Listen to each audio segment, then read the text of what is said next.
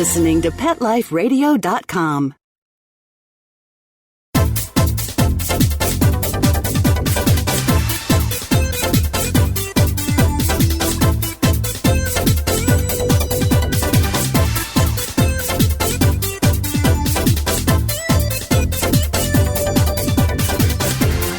Hello, this is Deborah Wolf, your host of Animal Party on Pet Life Radio. It's going to be a great show this week because we're going to take a walk on the cat side of things. And of course, don't worry, I'll give you some animal news and some doggy tips and pet safety tips. In fact, we might talk about a retired police officer and his dog dilemma because he's living in Florida now where this show's made. And wouldn't all of us who live places where the weather's like New York's weather wish we could live in Florida? I do. I want to move to Florida. But we'll talk about his doggy dilemma if we have some time. And I'm going to start the show before we invite our guest to join us. Her name is Jane Denny, and she's from there's so many things she's from. I'll tell you when we get her on the show, but it's all about cartoons and cat cartoons at thepridecartoon.com. So we'll find out all about that when she comes on the show and how her cartoons are actually helping cats who need food. Freeloading feral cats. We'll talk about that too. But before we do, I wanted to tell you a love story. Oh, yes, it's a love story. Now, it's not some Hollywood gossip about Brad and Angelique or something, Jennifer Aniston and Brad Pitt getting back together. No. This is my kind of love story. So here we go. A ram named Changmo and a female deer named Chunzi are inseparable at a wild animal park in China. Okay, so this odd couple, they want to know. They put it on the social media equivalent of Twitter in China. They're trying to take votes. They want people to tell them what to do because these two, and this is a boy sheep, a ram with the curled and he has the curled horns. Okay, he's there with the girl Bambi. That's basically the couple, the husband and wife here. And the picture that I'm looking at shows the female deer licking and cleaning and nuzzling the lower part of the ram's muzzle, and the ram is closing his eyes. So they're definitely affectionate, doing mutual grooming in the picture. But what they say is that staff at a wild park in southwest China have turned to the country's 500 million internet users for advice after a male sheep and a female deer began mating. Okay, mating. Like, seriously, they were actually mating. Now, they're inseparable. And, they have a blog for this park, and so they asked the question, what do you do when a ram falls in love with a deer? And they got all kinds of responses, and people really want them separated. People are saying it's unethical to let them be together, and they must be separated. And it's going on local television. It's getting a lot of attention. And then it says some people think they should stay together because the ram has completely integrated himself into deer society. So he was placed in a pen of deers, and sometimes they do this at zoos and wild parks. There's two compatible species. They're both vegetarians. They have a similar lifestyle. There's no reason to separate them, and they might have a broader, more interesting life if it was more like nature in that they were not totally isolated with only their own species. So it's kind of an interesting thing to do, and this is really unlikely to happen, but there you have it. There's a love match, and I, for one, think they should leave it alone. I don't think there's any reason to split these two up. No harm's being done. No harm at all. So why not leave it alone? I think they're going to find in the end of this that for greed reasons they leave it alone because that's going to be a big draw. Big draw. All right. So from time to time I tell you about policemen and their jobs. And one time last year I told you about these RCMP officers who had to go out to a home to investigate a grow-op. And when they got there, they found, I think it was 40 adult bears that had been habitualized to living there and eating scraps and dog food and were sort of protecting the place. And I remember saying, I feel so bad for the police some days. Well, today I read a news story that made me feel jealous. I want this job. So there were some RCMP officers, mounted policemen, and they were doing their rounds as normal when all of a sudden there's horses, beautiful horses, 4 of them, running along the street in town. And so the Mounties contacted the SPCA, but they were told there's no animal protection officers available to help, probably because whoever it was is more used to dogs and cats and wouldn't have a clue what to do with 4 horses stampeding down a city street. But so then this officer stepped in, a policeman who owns his own horse, loves horses, And he managed to get the whole thing under control pretty quickly. Gosh, I wish I'd been there. I wish I could have helped. That would be fun. But he said he's been around horses for a good portion of his life, and he felt comfortable herding them back to where they belong. So all 4 horses got back, and that's good news because they're rescue horses. They're horses that get removed from going to slaughter for food and get saved by these wonderful ladies, and we wouldn't want to see them get hurt just because of a blown down fence. So happy ending, good work, policeman, and thank you from the animals. All right, so now we're going to switch gears a bit. We talked about horses and animals, and we're going to go into the cat situation. Right now, we're going to invite Jane to the show, Jane from At the Pride Cartoon, because she has a lot to share with us. So welcome to the show, Jane. Hey, Deb. How you doing? I'm great. I love your cards. Oh, thank you. I had so much fun making those, and they're getting such great feedback now. I'm just thrilled. When we post this show, we're going to put a link to them right beside the show. So people listening to the show can just click right there and see the cards as we talk. So it's Zazzle.com/The White Cat Co. is where you're going to be going. And Zazzle.com/The Pride Cartoon. Those are the places where, well, at Zazzle.com/The White Cat Co., you can actually vote. Is that right? You can vote on the cards? That's you can rate them, between 1 and 5 stars. Hopefully they won't get anything less than 5. You can like them, with the thumbs up. You asked me last night if that goes to Facebook. I'm not sure if it does or it doesn't, but, there's a thumbs up like page there. And you can even comment, register a comment at the bottom of each product page or just the store in general. Well, that's pretty cool. You're going to get feedback right away. So the cards are touching and beautiful, and they have all the normal emotions of sort of peace and love and coziness, but they also have quirks. These cats have personality. Well, that's always the goal, when I had this idea of the 12 cats of Christmas, the idea was really to, exchange this mayhem that my alleged true love sent to me on Christmas Day for something that we really like, Yeah, I know what you mean. Honestly, Do I really want 8 maids milking and 8 geese laying or whatever it is, all those atrociously outdated things and servants and serving maids and wenches? Do I really want them in my home? No. Where am I going to put all this stuff, So take them back to the store and exchange all those partridges for cats, So, so it's the 12 cats of Christmas, and in each place where there is a bird or a party or some group of crazy people doing something on that day of the song, we just swap it for cats.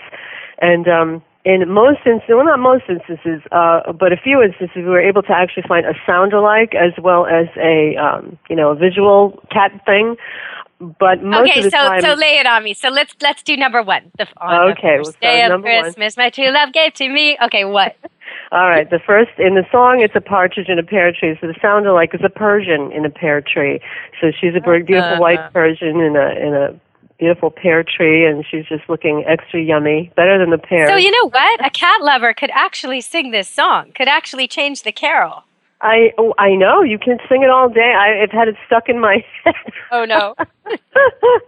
I know, and other friends have told me they've had it stuck in their heads, too. Like, shut this music off already. So number 1 is a Persian in a pear tree, and then in the real song, day 2 is 2 turtle doves, which I've swapped for 2 tortoiseshell cats. Yeah, that's perfect. And they're in this sort of love pose. They're in this like yin-yang, almost sort of, curled around each other, heart-shaped catty pose. And it's if someone were on your Christmas list that has a tortoiseshell cat, okay, you're done. You're done shopping. You can get it on T-shirts and mugs. And that's it. Exactly. Right? Like if you really, you've hit the bonanza. You go. That was so cool. You go to Zazzle.com. You pick the design you want. So say you know someone with a white Persian, then you pick number 1. You know someone with a tortoiseshell, you pick number 2. And then get them what you think they need. Do they need a mug? Yeah. Do they need a hat? Do they need a shirt? It's so cool. Okay, so we've got 2. Now what's 3? Okay, 3 in the song is 3 French hens. So we just substituted 3 French cats. And they're probably the anomaly of the group because they're not really doing cat things. They're sipping espresso and they're having a smoke, which they probably shouldn't be doing. But oh, a little dig at the French there. And you know what? They won't even care. They're like, they're the only sophisticated cats. Yes. Yeah, well, no they're problem. European, so they smoke, And then number 4 is 4 calling cats in place of 4 calling birds. And what are those? Are those Siamese? They're white cats. Okay, they should have just plain white cats, but they're at the door, kind of peeking in, wanting to come in, calling, Right. My friend Sarah loves that one because only one of their little mouths is showing above the frame of the door, saying, "Let me in." Well, when you say that, I noticed that running through your cards, that there's usually like an odd man out, an odd cat out. Everybody's doing something, and then there's trouble. What's with that? Right, well, they can't all be identical, Somebody's got to be doing something different to make it a little interesting. Otherwise, they're all just, a pattern. That's no fun. So number 5 is 5 golden cats because it's 5 golden rings in the song, and because there were rings, I put the cats in a circular pattern, and nice. They're real pretty. They're gold on a blue background with snowflakes, and I love them. Then there are 6 cats a-laying instead of 6 geese a-laying, and because cats don't lay eggs, they're laying around on the bed. Perfect. But that's the one where they're all on the bed, and then one of them is underneath the bed. Right. Cheeky little guy. And she has taken her bell off. She doesn't want to wear a bell. But that's okay. She doesn't have to wear a bell. So we've gone through 5 of them. I think I'm going to save the other 5 for after our first commercial break. But before we get to that, I want to ask you, what made you do this? Well, I do a Christmas card every year, and, I'm chronically late getting started with these things. I never really get into a holiday spirit until sometime around Thanksgiving, whereas, if I was working for a card shop, I'd be doing these things in April, preparing for sales in September, So I'm late to begin with, and by the time I start thinking about it, then I'm like scrambling. What am I going to do for a Christmas card? And so anyway, just about Thanksgiving time, I started to think about what am I going to do for my Christmas card this year, and I said, well, something maybe in the 12 cats or 12 days of Christmas theme, and I thought, well, that's not going to work because all I've got here is cats. And then bang, the two came together, and I said, oh my God, 12 cats of Christmas, of course. And then, of course, I realized this is not just one card. This is 12 cards.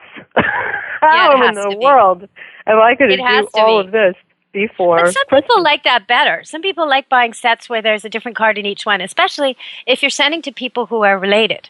If you're sending to your mom and your sister and you're all getting together at various places, you're going to see the cards over and over again. So it'd kind of be nice to have, something that matches but isn't exactly the same, right? Right. But then on the other hand, some people would just pick the cat that's their cat. Like if they had tortoise shells, they'd pick number 2 and send it out to all their friends, Yeah, so you give them, absolutely. It's not necessary to have the whole set, because everybody knows the song. And if you see 8 Manx a-milking, you're going to know what that means. Manx a-milking. That's an interesting picture, because Manx, they use their hands a lot, and they're big cats, and they have attitude. They're sort of like dogs. I can almost imagine them trying to figure that out if they had a cow around that they could milk. I can almost imagine them trying.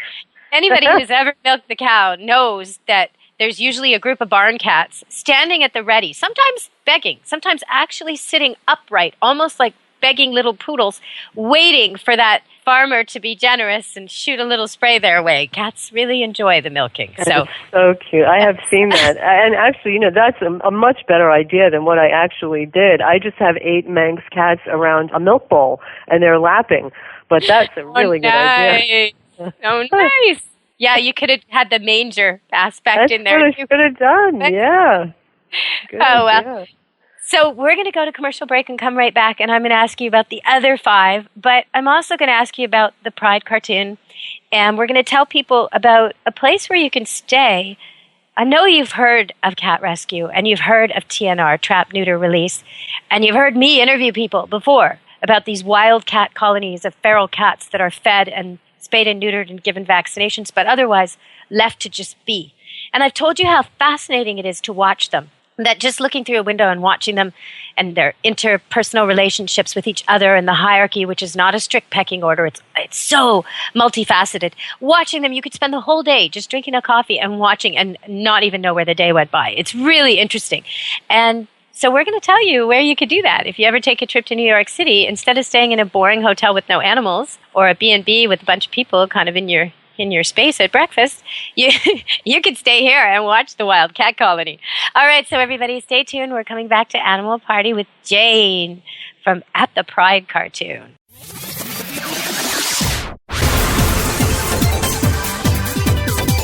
Don't go anywhere, because the best is yet to come. Stick around.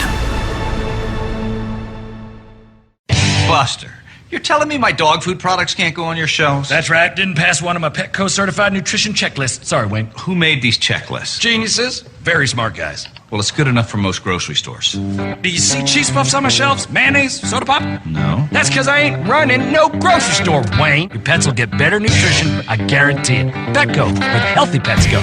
Go to PetLifeRadio.com/Petco and get $6 off your order of $60 or more and up to 40% off hundreds of items at Petco. PetLifeRadio.com/Petco. Dyson. The new Dyson Animal Vacs are powerful bagless upright vacuums for homes with pets. Air muscle and radio root cyclone technology generates the strongest suction power to powerfully remove dust, dirt, and pet hair from the home or car. To order your Dyson Animal Vac, go to PetLifeRadio.com/Dyson. PetLifeRadio.com/Dyson to order your Dyson Animal Vac today. Dyson. Music to your ears.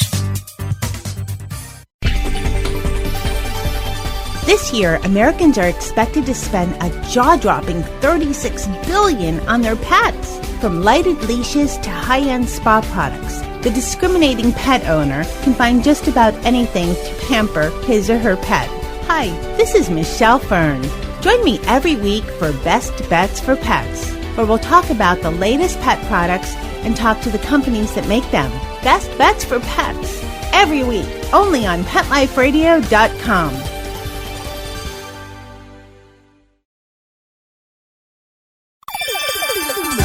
Let's Talk Pets on PetLifeRadio.com.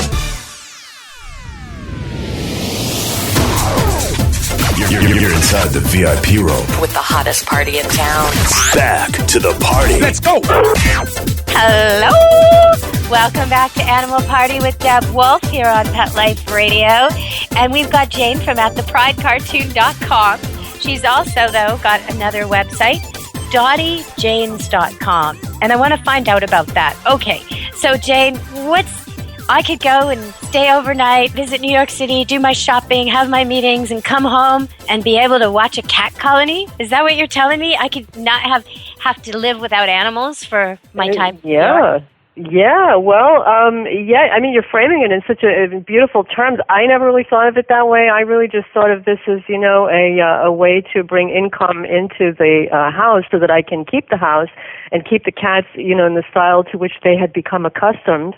But it is a great perk of staying at the house that you actually can look out the window and watch them. They have their little insulated shelters out there. I have 3 of them in the yard, and we go at least once a day to feed them at various hours. And, at any time of day, you can look out there and see 1 or 2 or even 8 when it's feeding time, That would be so cool. I bet you're going to get people who want to paint them, want to draw them, want to photograph them, want to film them, just want to look at them, because it's such a rare opportunity. Most of the time, if you go near any cat colony, you don't see a cat. They're gone. They're completely invisible. Unless you're known to them and you're one of the feeders, you're not going to see them. So this is a really rare opportunity. But you didn't sort of go out, buy a house and decide to do this as a tourist thing. You came to this a little bit differently. Can you tell the audience exactly, the Animal Party listeners, how this kind of fell upon you? Sure. Well, this is not the kind of thing that I would go looking for. If I didn't tell you this before, Deb, for all the cats that I have, I should never have had one cat because I'm desperately allergic to them.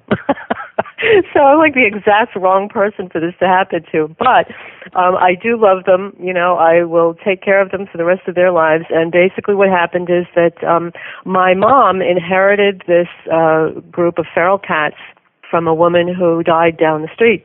She had been feeding for several years while not neutering or spaying any of these cats, so they kept multiplying, and then when she passed away, they all moved up into my mother's yard, probably because they knew that she had indoor cats. So she started feeding them, and I think I mentioned before that, TNR trap, neuter, and return. It's return, by the way. That's a very important part of the TNR rather than release, because if you say release, people get the idea that you can just trap, neuter, or spay a cat and then release them anywhere. The important thing is to return them to their colony. Exactly. So and because the territory itself, if you kill and remove all the cats, which people sometimes suggest, new animals will just move in there. It's not going to be empty.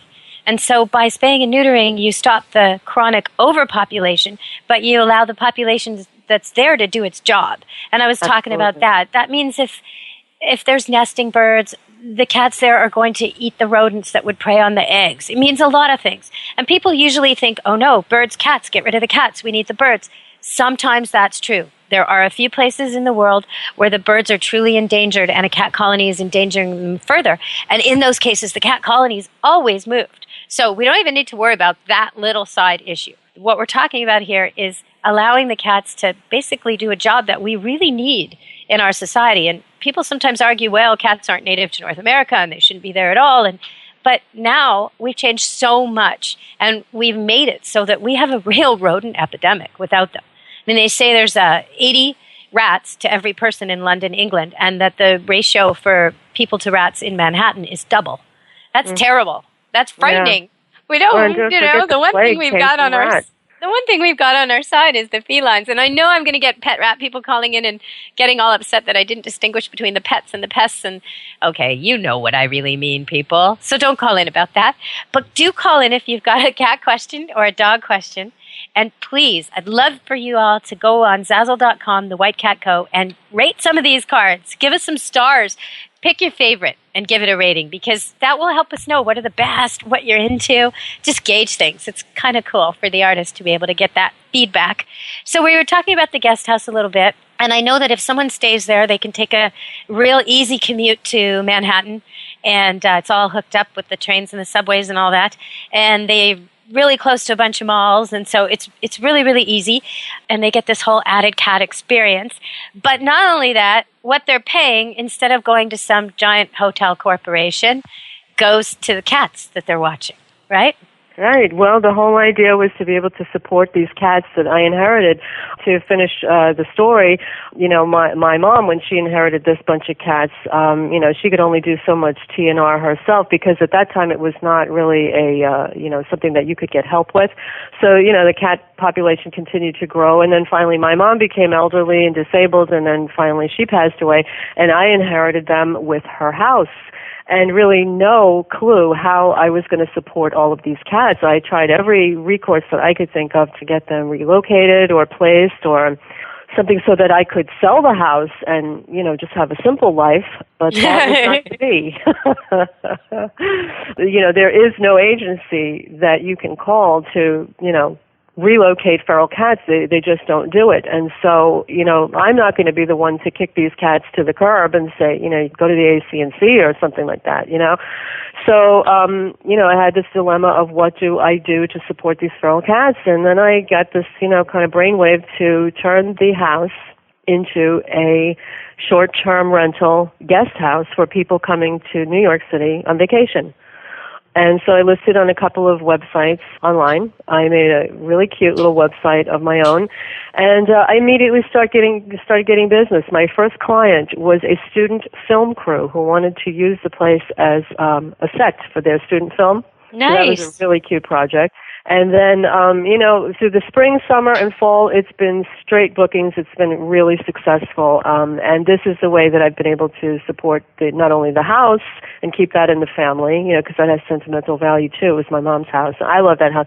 Eventually, someday, I might like to live there, but both my parents died in the same year, and the whole thing was just so traumatic. I was in no condition to move at that point, so I just had to find but it's so healing. It's so healing that you've done this. I mean, how terrible would you feel taking these animals she loved and sending them to what is probably their death? You couldn't. Oh, my God, this is never. So much better. Oh, yes, and they get to keep their place, and I get to keep her place, and it's, everything is in a state of holding until the future is determined. I don't have to make any particular decision, and everybody gets to keep their place, and that was the goal. So, do we see these cats showing up in the cards? Are there some cats from the feral population behind the house that we might see in your cartoons? That's a good question. Well, I don't myself have any tortoiseshell cats, but there are 2 tortoiseshell cats in the backyard. In a kind of a mental way, did serve as a model for the 2 tortoise cats. And that's a recessive gene. It's almost always females that have it, and the chances are that those are sisters. Is that what they are, do you figure? Oh, well, yeah. They are mother and daughter. Mother and daughter, okay. Interesting. And granddaughter. Actually, excuse me, there are 3 tortoiseshell cats. There's a grandma, mom, and a baby girl. Strong and they gene. are so cute. I call them the jewel cats because the original tortoise was named Ruby because she has a red stripe down her nose. And then when she had a daughter, I was looking for another name that was like a jewel stone for to go with the grandma, and so I called her Opal. And then Opal had some kittens, and one of them was a tortoise, and I called her Garnet. Very nice. So they're the jewel cats. Sometimes it's hard when you're a breeder or a rescuer to keep coming up with inventive names that work. And some of the names I've seen over the years, like some of my favorites for dogs, because it makes you it makes you laugh and it makes people laugh with you when you're anywhere. But I had this one dog called Taxi. So I had to go, taxi, and people would just look at me like, does she really expect a taxi in the middle of this park? What is with her? And a similar one was Pizza. So I was always walking around screaming like a hungry, insane person, pizza, or like I'm declaring pizza party. Kids would look at me like, does she have pizza? Does she want pizza? What's up with her? And then there's the food names. There was a group of little toy dogs all from the same family, and they had the best names. One of them I can't remember, but 2 of them are Paprika and Chutney. And they're those colors, And there was another one, too. It's just slipping my mind right this second. They still come here to Camp Good Dog. Oh, and I should be telling people, if you like to see puppies playing and dogs playing and just random shots and footage and pictures of dogs having a good time on a farm, then you should check out our new Facebook page. We just built it this last week, and it's for Camp Good Dog on Facebook. And that's all it's about. It basically just shows you what's going on here at camp. So it's mostly for our customers who live in the Vancouver area. We do pick up and drop off to all locations, right to the dog's address, doggy delivery. And so anybody in Vancouver could use us if they go on a holiday or they want some training or boarding or anything at all with dogs. But for everybody else, you get to see these dogs having a great time. And some of them are city dogs who really never get to run on 5 acres, never get to be with just a group of dogs like that. So one of the shots up there is just a whole bunch of little dogs doing absolutely nothing a couple days ago, just walking around, sniffing each other. But it's adorable. Like sometimes they're just cute being them. Okay, so let's get back to the cards. So we might see some of the feral cats in these cards, but we're definitely going to see your cat, right? Your white cat. Well, Johnny is a recurring theme. I mean, he's my number one protagonist, my one model, and so he appears repeatedly, in many of my designs. But a lot of them can be just, generic cats. They don't have to be any one particular cat. Okay, I want to tell people a little bit about Johnny because you told me about him, and I don't want this to slip by the interview. Johnny was not a cat you went out and bought or looked for.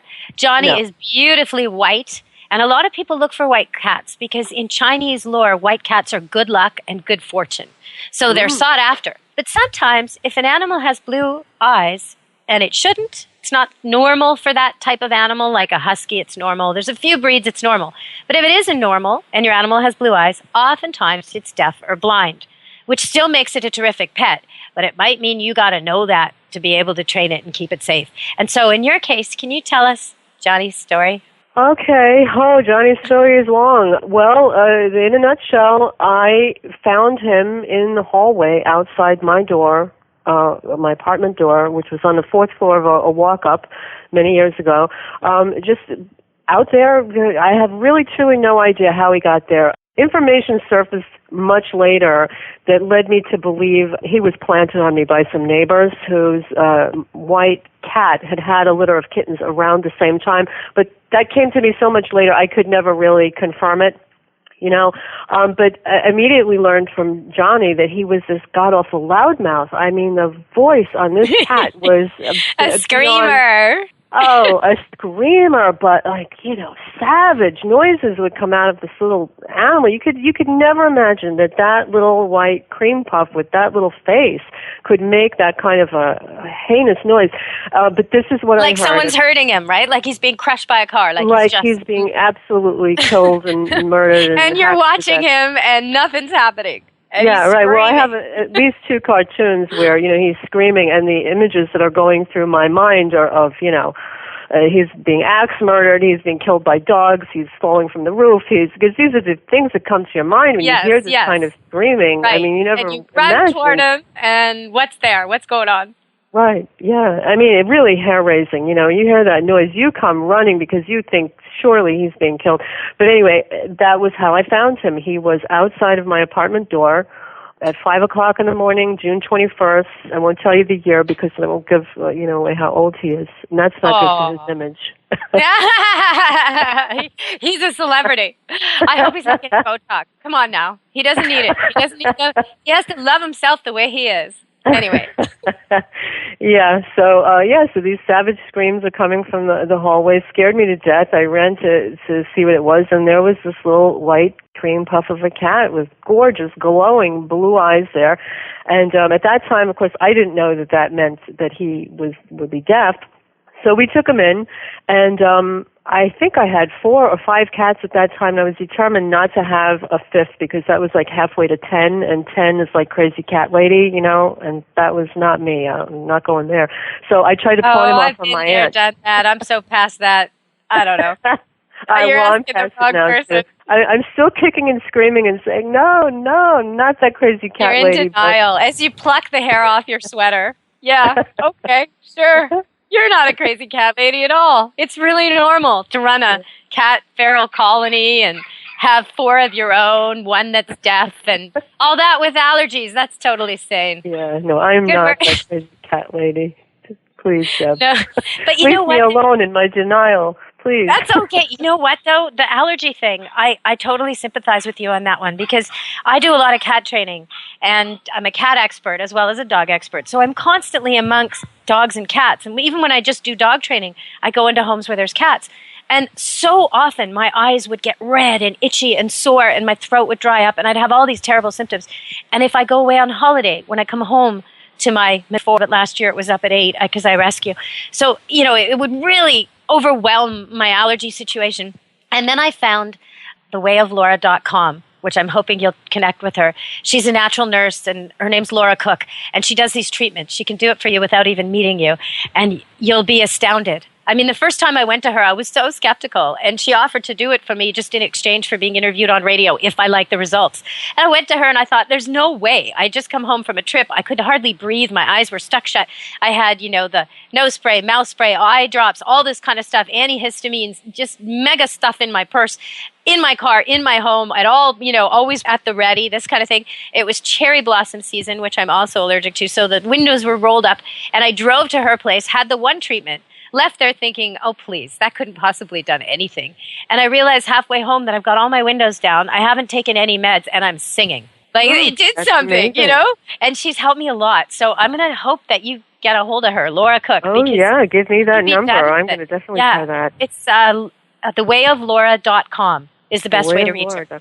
Okay, well, I am going to do that because, was a little bit of an aside, but we have to go to one more commercial break, and then we're going to come back and just talk about, we talked about the 12 Cats of Christmas, but we didn't really talk about the Pride cartoon. So stay tuned, everybody. It's Deb Wolf on Animal Party Pet Life Radio with Jane at thepridecartoon.com. Don't leave this party before it's over because the best is yet to come. Only losers leave the party early anyway. Party on. Back in a few. Every pet is unique. Maybe they're gray in the muzzle, yet young at heart. Maybe they're growing out of the puppy stage and into their paws and ears. Or maybe they're just trying to maintain a more girlish figure. At PetSmart, we have the right food for your pet at a great value for you. PetSmart. Be better together. Go to PetLifeRadio.com/PetSmart and save up to 30% on toys, collars, leashes, PetSmart gift cards, treats, and more. Go to PetLifeRadio.com/PetSmart today. Love your pets but wish their medications were a lot less expensive? They are at 1-800-PET-MEDS. You'll not only save on flea and heartworm medications, but on prescriptions for arthritis, incontinence, thyroid, and more. And you get fast service, free shipping, and a 100% satisfaction guarantee. Plus, our licensed pharmacists ensure accuracy, monitor drug interaction, and more. See why over 5 million people have trusted their pet's health to 1-800-PET-MEDS, America's largest pet pharmacy. Call now or order online. Go to PetMeds.com/party, PARTY, to get 10% off any order and free shipping on orders of $39 or more.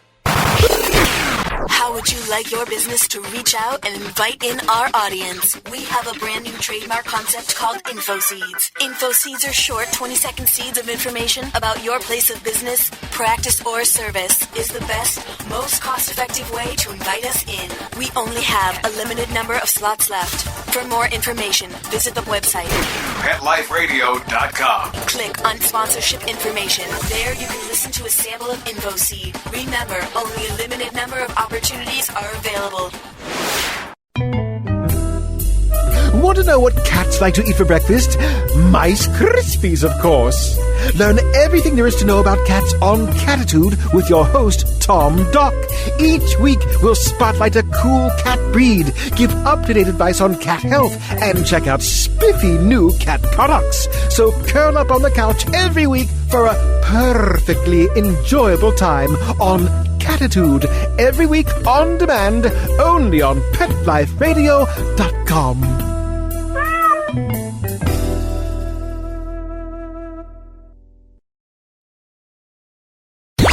Let's talk pets. Let's talk pets On Pet Life Radio. Pet Life Radio. PetLifeRadio.com.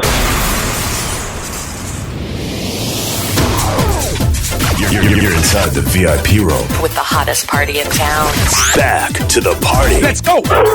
Hello! Welcome back to the party. The party's almost over. It's so sad to say. But I have a little 6-year-old daughter waiting here, hoping I'll get off the radio and come play with her because she's homesick from school. So it's good that the radio's winding down, even though, well, she's very happy to be at the party. She's been listening to this show and listening to all the information about the cute cats. And I'm going to show her the cards when I get off the air so she can see these cards of Christmas because she's right on the same page with you. So obviously your stuff has kid appeal. Did you know that, Jane? I guess I could have figured it. You know, when I make these things, I kind of just make them for myself, but then I put them out there, and whoever loves them, and that's great. I think that's fantastic. So tell us what the Pride cartoon's about. Okay. Well, the Pride cartoon is the original reality cat cartoon wherein all of the stories that you see happening really, truly did happen. I do take a little bit of creative license, you know, with the drawing and a slight embellishment in some instances, but all of those things actually happened. The star of the cartoon is Johnny, who, is quite the personality. And, it features walk-ons by all of my other cats, both living and past. Nice. Yeah, we have fun drawing it. And, without Johnny, I would never have thought to draw any kind of a cartoon, but he is such a character and such a personality. I mean, it had to be. When we were talking before about this, you mentioned the word hero, which I know after I seized on it, you were kind of, well, maybe that's not the right word, but I think it is the right word. And it's not so much heroic, like saves people from fires, but you need a character for these kinds of, there's certain animals that just have so much personality and they get themselves in so many adventures, and the way they let you see glimpses of what's going on with them, you can tell what their perspective is. And that's the kind of animal that makes a great cartoon, right? Oh, absolutely. Well, listen, Johnny has more personality than some people that I know, not a dull moment have I had with this cat since he walked into my life years ago, Every single day it is some kind of an adventure with him. Did I tell you that he brings me gifts? I have a bag of things that he brings me from, I don't know where he even gets them. He brings me I mean, things that have no value to Coins, me, but coins, they have lighters, things that are shiny and slippery and roll, I bet. Yeah, Seriously, peanut that's shells what peanut shells, that would fit because they're toys to him. You can play with them on a slick surface. It's interesting. I've had cats doing that, and sometimes they'll hide them under things like the edges of rugs to play with later. And so you find these stashes of lighters and coins that they've pilfered from your guests, as they fell out on the couch or whatever, and you feel kind of bad. Like, how am I going to return these? But, cats can be kleptos. It's interesting. But your cat, because he was deaf, it was quite possible for him to grow up with almost no feedback and stimulation from you and tune out. It was quite possible for him to end up very isolated, perhaps angry, perhaps causing damage, which may have been what was going on in the home he had before and why he ended up on your doorstep to begin with. Because when an animal can't communicate, it doesn't mean it doesn't want to. Cats really, really want to know their name, be called, be told what to do, be praised for doing the right thing. But if they're not, then they start to be naughty. They know if they jump up on your counter and scatter your papers, you'll notice them. Even if you scold them, it's better than ignoring them if they need your attention. And so you got to be really careful with cats, just like with dogs, to, if you've got a cat that's bugging you and bugging you and bugging you and really annoying you, force yourself to go to where you would like it to seek your attention, like it's cat scratch. And then initiate that ahead of when it bugs you or instead of when it bugs you, so that there's not a lot. When it bugs you, just walk away. Don't even pay attention to it. Wipe the counter down after. You can clean it, but make it a no fuss. Because if he's getting too much out of that bugging you and getting scolded by you and getting put down and, he's just going to keep doing it. Like the dog who jumps up so that he gets told off and then he gets told he's good and then he has to do it again because nobody's telling him anything else. So with a deaf cat or dog, you want to be using visual signals. And you might need at first to use a collar and a leash for both dogs and cats just to get them to look at you. But most animals are dying for communication, especially when one sense is cut off. Because cats, for them, being deaf is not a very big deal. But it's a big deal if you're trying to communicate with humans, because humans don't use the other senses very much. We don't use body language very much. We don't know, we do it unconsciously, but we don't know how to communicate consciously that way. So we're talking all the time, and this cat, that's the only way we give commands and directions and communication. And a deaf cat or dog, that's the one thing they can't receive. So we have to learn to give them hand signals, but also to think things. When you think, let's go, or a good cat, or come here, whatever it is you're thinking, without realizing it, your whole body changes. And your cat and your dog are experts at picking that up. So make sure you're not thinking the opposite. Oh, God, I hope he doesn't run off right now. Okay, that's going to get him to run off. If instead you think, I'm going to love him when he comes here, and you picture in your mind him coming over, that's going to get him to come over because your body is going to be totally different. So just be aware of that. And another thing for deaf cats and dogs, don't move the furniture. This is even more true for blind animals, so they can smell their way around.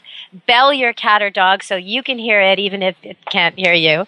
And wear something smelly, because they're reduced in how much, if you're out in a park and they can't see you, well, they can't hear you either. So let them smell you. Have a cigarette in your pocket, or gum, or tea, anything that stinks a lot.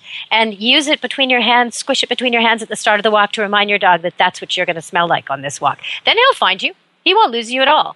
And the same for your cat. If you're in a big house, or if you've just moved, or if there's a reason your cat seems to be getting lost, then take that tea or catnip or whatever it is, cat grass that your cat likes, lavender, and scent the path.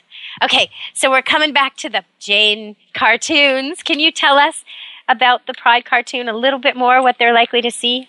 Sure. Well, the Pride cartoon is not just cartoons. It's a pretty big website at this point, and it's very active. I have stories there and a blog. I started telling the stories of my feral cats. And when I realized how much drama there is going on between these animals, I started writing it almost like a soap opera. So I decided to call that The Young and the Feral. And, oh, nice. It is, though. They're really, people think cats are solitary, and they're only solitary when they're hunting. The rest of the time, they're really social. Yeah. Oh, they're very, very, very social. Yeah, I have witnessed amazing interactions between these cats. They really are a family, you know. They are dependent on one another. They love one another. They're affectionate. They stick together. You know, they have an amazingly structured society, and they care about each other. That's the core thing that I see with them over and over again. And, you know, people think the opposite of them. They think that they do not have relationships. They don't feel emotion. And, I mean, nothing could be farther than the truth. You know, and I've been exposed to these cats now for a number of years, enough to see that they really are emotional creatures. So, yeah. I'm so glad you didn't kick those 18 out, and I'm so glad you've set up a place where the rest of us can come observe the cat colony. That's really cool. So everybody listening to the show, if you want to figure out how to order a cartoon, all you got to do is look at the links that are posted right beside the show. They'll take you to Zazzle.com, the White Cat Co., and they'll take you to the PrideCartoon.com, and if you want to stay in New York City and get to see the cat colony, then you need to go to DottieJanes.com. And also, Jane posted on Deborah Wolf Pet Expert, my new fan page on Facebook, Deborah Wolf Pet Expert. So you all can go there. It's brand new. And Jane's, every time I have a good guest on the air, I'm going to ask them to post there so everybody can find them and find their links. I guess I'll say goodbye to you, Jane, because then I'm just going to tell them about this New York policeman and his dog problem, and we'll end the show with that. So thank you really for coming today. Oh, no, you're great. The fact that you're doing all this for the cats is, I mean, even it's just catnip on the cat food. So thank you so much, Jane. Okay, you have a good day, Deb. Okay, so dog lovers, you hung in there. And then I had this one dog problem. You know what? I think I have to save it for next week. I think I do. But I'll just tell you a little bit about him. He's a retired police officer from NYPD, and he always wanted to train dogs. And now, I mean, he's a really young guy. He's only 53, but now he wants to train dogs. He's retired, and he lives in Florida, and he found my book at a used bookstore, and he picked it up, and he was having this one problem with his own dog. And he'd gone to all these trainers and lessons and dog clubs, and no one could give him this answer. So he asked me this question, which I will tell you about next time. But he also said in here, this really bugs me, okay? He was talking to these other trainers, one in New Jersey, and this really irks me, okay? This is what happened here. I wanted to say a stronger word, but my daughter is sitting on my lap and she's 6, so it irks me. Okay, I told him I was looking to become a trainer, and when he asked me my age, which is 53, he told me, wow, don't you think you're a little too old to get into this? Okay, that bugs me.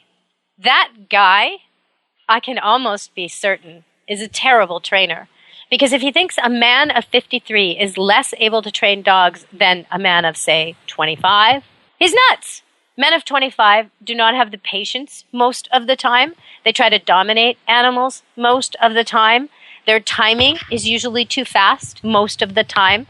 Their ability to be sensitive and observe and react and tailor-make solutions to the problems that arise with specific animals is not quite as in tune. They just haven't had as much time reading people and reading animals and living life. And so if this guy is still super fit and his physical health does not impede his timing in terms of pulling on a leash, stopping his walk when the dog is pulling, this sort of a thing, then he's going to be better than a younger man at training dogs. Now, this might not be true for women in the same way, but most fearful dogs are very afraid of men. And the bigger the man, the heavier the man sounds, like if he's wearing big boots or he's really big in weight, the more they're afraid of men. And so a 53-year-old man who's aware of how he presents himself and is skilled at this, is skilled at making himself not intimidating when need be, is going to be better with all the timid dogs, which is a huge lot of them. A huge lot. Maybe a third of the dogs you would face as a trainer. Yeah, the well-adjusted ones you don't see that much of. It's the ones with problems you see a lot of as a trainer. So this guy is going to be so ideal for this. Anyway, he's going to be calling the show someday, and I hope we talk to him live. But otherwise, I'll go over his email next time. That was Jerry. And lucky Jerry gets to live in Florida now while I'm stuck here in the rainforest. But at least I get to live at Camp Good Dog. So if you want to see the dogs playing at Camp Good Dog, every week we'll be posting new stuff. It'll be constantly updated because there's constantly new campers arriving, and we're heading into Christmas. Busy season. Okay, everybody, I'll be back next week. Be good to your animals. Let's Talk Pets, every week on demand, only on PetLifeRadio.com.